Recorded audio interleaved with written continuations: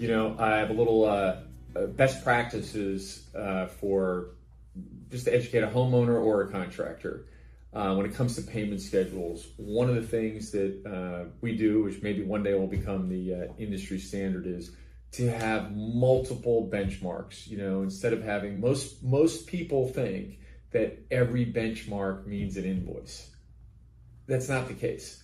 We try to break out our benchmarks. So instead of just having 5, like if you had in New Jersey, there's only a handful of inspections. In Florida, there's 85. So you could have a benchmark, a payment due for all 85 inspections. You could.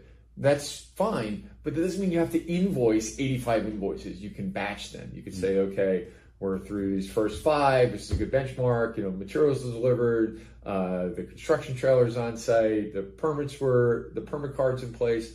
Great, I'll invoice you for those 3 benchmarks. But having those benchmarks then creates, honesty that's good for both parties.